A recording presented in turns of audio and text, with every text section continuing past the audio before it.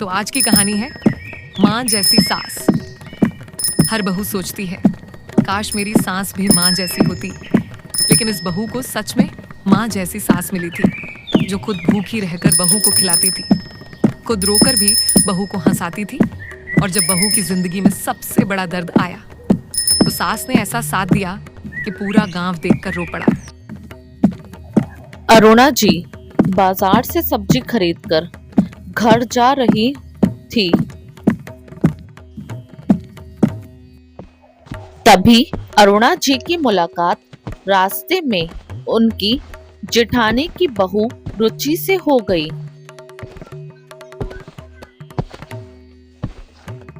नमस्ते माँ जी, आप सब्जी लेकर जा रही हैं। रंजना कहीं गई हुई है क्या? नमस्ते बहू, कैसी हो? रंजना घर पर ही है। वो उसने क्लाउड किचन का काम शुरू किया है, इसलिए मैं उसकी मदद कर रही हूँ। माफ करना माँ जी, लेकिन अभी उमेश जी की शादी को 7 महीने ही हुए हैं और आपने अपनी बहू को सिर पर चढ़ा लिया है। वह सारा काम आपसे करवाती है। नहीं बहू, ऐसी बात नहीं है। हम दोनों मिल बांट कर काम कर लेते हैं। जब उसके पास ऑर्डर नहीं होते तो वह मुझे काम नहीं करने देती, लेकिन जब ऑर्डर आ जाते हैं तो कुछ काम मुझसे करवा लेती है। अब मैं क्या बोलूँ माँ जी, जैसी आपकी मर्जी। अच्छा ठीक है, अब मैं चलती हूँ। रुचि और अरुणा जी दोनों वापस अपने अपने घर की ओर आ जाती हैं। घर आकर अरुणा जी देखती हैं कि रंजना किसी से फोन पर बात कर रही होती है। रंजना बात खत्म करते ही अरुणा जी के पास आती है और उनसे कहती है, मम्मी जी, आप आ गई? काफी थक गई होगी। बताइए क्या लेंगी? कुछ ठंडा ले आऊं या चाय बना दूं? माफ करना, मैं आपसे काम नहीं करवाना चाहती, लेकिन कभी कभी इतने ऑर्डर आ जाते हैं कि अकेले संभालना मुश्किल हो जाता है। मैं सब समझती हूँ, वैसे भी सब्जी खरीदना, मार्केट जाना, घर का सामान लाना, ये सब काम तो मैं बहुत सालों से करती आ रही हूँ। तो फिर परेशानी कैसी? तू बस अपने काम पर ध्यान दे। अब जा जाकर मेरे लिए 1 कप चाय बना ला। दूसरी ओर रुचि अपने घर पहुंचती है और अपनी सास आरती जी के कमरे में जाती है और उन्हें रास्ते में हुई सारी बातें बताती है। मैं तो पहले ही जानती थी। मैंने तो शादी में ही कह दिया था कि बहू के लक्षण सही नहीं है। देखा नहीं था स्टेज पर कैसे अपने दूल्हे से हंस हंस कर बात कर रही थी। मेरी देवरानी सीधी है तो उसे नौकरानी बनाकर रख दिया है। खैर हमें क्या, वह जाने अपने घर की। लेकिन तू ये मत समझियो कि मैं तुम्हें भी इतनी छूट दे दूंगी। नहीं नहीं माँ जी, मैं तो बस आपको इसलिए बता रही थी कि मुझे चाची जी को देखकर तरस आ रहा था। एक दिन अरुणा जी खाना खाने के बाद दोपहर को अपने कमरे में आराम कर रही थी। शाम को डोरबेल बजी। रंजना ने गेट खोला तो सामने रोहन जी खड़े थे। रोहन जी अंदर आते हैं।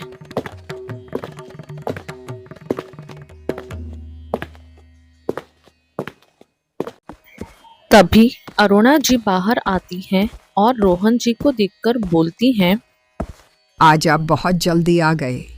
रंजना, अपने पापा जी के लिए चाय बना ला। रहने दो, चाय नहीं चाहिए। आज भाई साहब से मिलने गया था, उनकी तबीयत थोड़ी खराब थी। उमेश ने बताया था कि अंकल की तबीयत खराब है। आप जाकर हाल चाल पूछ आना। क्या हो गया जेठ जी को? मुझे भी ले चलते अपने साथ में। नहीं, ऐसा कुछ खास नहीं था, बस थोड़ा सा बीपी बढ़ गया था। उमेश नहीं आया अभी तक। जी, आज वो देर से आएगा। रोहन जी वहां से उठते हैं और सीधा फ्रेश होने के लिए अपने कमरे में चले जाते हैं। अरुणा, आज भाभी कह रही थी कि तुमने अपनी बहू को सर पर चढ़ा लिया है। घर का सारा काम वो अरुणा से करवाती है। अरुणा जी कुछ बोल पाती इससे पहले रंजना कमरे में आ गई। उसने सब सुन लिया था। रंजना ने चाय का कप रखते ही कहा, पापा जी मुझे माफ कर दीजिए। आज से मैं मम्मी जी से कुछ काम नहीं करवाऊंगी, चाहे मुझे अपना काम बंद ही क्यों ना करना पड़े। चुप रह बहू, मैंने तुझसे कोई शिकायत की है? बोलने दे। जिसे जो बोलना है मैं अपनी बहू का हर काम में साथ दूंगी। तू काम बंद नहीं करेगी, नहीं तो मैं गुस्सा हो जाऊंगी। रंजना की आंखों से आंसू बह रहे थे। बेटी, मैं तो बस ये बता रहा था कि भाभी क्या कह रही थी। तुम चिंता मत करो, हमें तुम्हारे काम से कोई परेशानी नहीं है। लेकिन मम्मी जी को बहुत परेशानी होती है, सारा दिन कुछ ना कुछ काम लगा ही रहता है। बहू, मैंने तुझे हमेशा अपनी बेटी माना है। तेरे लिए मैं कुछ भी कर सकती हूँ। हमारा रिश्ता सास बहू का नहीं, माँ बेटी का है।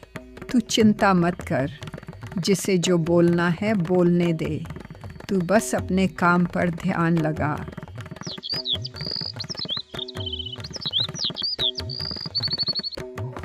एक दिन अरुणा जी सुबह उठकर ड्राइंग रूम में आईं तो देखा रंजना वहां नहीं है।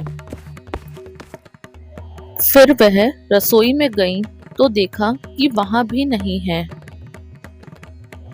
अरुणा जी रंजना के बेडरूम के बाहर पहुंची और आवाज दी, उमेश, रंजना को जगा दे। आज के ऑर्डर के लिए क्या सामान लाना है उसकी लिस्ट बना दे।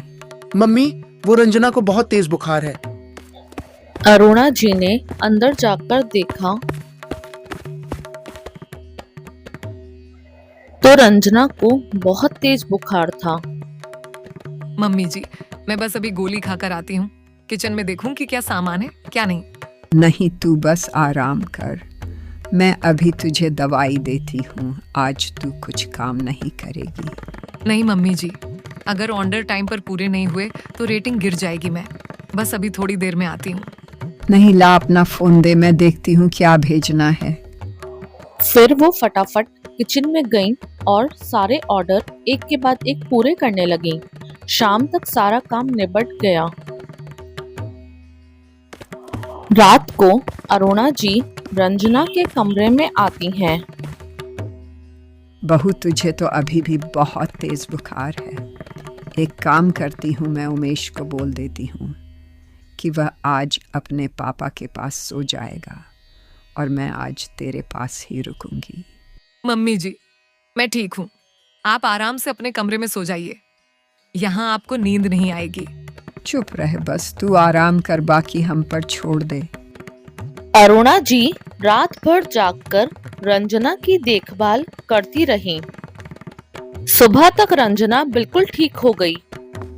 रात भर रंजना की देखभाल करते करते अरुणा जी की आंख लग गई। अरुणा जी सो रही थी। रंजना आकर चुपचाप उनके पास आकर बैठ गई। अरे, पता ही नहीं चला कब नींद आ गई। तू रो क्यों रही है? तू ठीक तो है? मम्मी जी, मैं बिल्कुल ठीक हूँ। कल आपने 12 ऑर्डर भेज दिए, वह भी अकेले। क्या हुआ? कहीं कुछ गलत तो नहीं चला गया ना? किसी ने कंप्लेंट तो नहीं की? ना बताना, रो क्यों रही है? मम्मी जी, आपका बना खाना कस्टमर को बहुत पसंद आया। सबने बहुत अच्छी रेटिंग दी है। मुझे गोल्डन मेंबर बना दिया है। आप दिन भर खाना बनाती रही और रात भर मेरी देखभाल भी करती रही। मैं आपका शुक्रिया कैसे अदा करूं? हे भगवान, तूने तो डरा ही दिया पागल। मैंने कहा था कि तू मेरी बहू नहीं, मेरी बेटी है। क्या एक माँ अपनी बेटी के लिए इतना भी नहीं कर सकती? और तू मुझे एहसान जता रही है। रंजना अरुणा जी के गले लगती है। अगर आपको हमारी सास बहू की ये अनोखी कहानी पसंद आई हो तो चैनल को जरूर लाइक करें, शेयर करें, सब्सक्राइब करें और कमेंट भी जरूर करें ताकि हमारी अगली आने वाली वीडियो का नोटिफिकेशन सबसे पहले आप तक पहुंचे। धन्यवाद।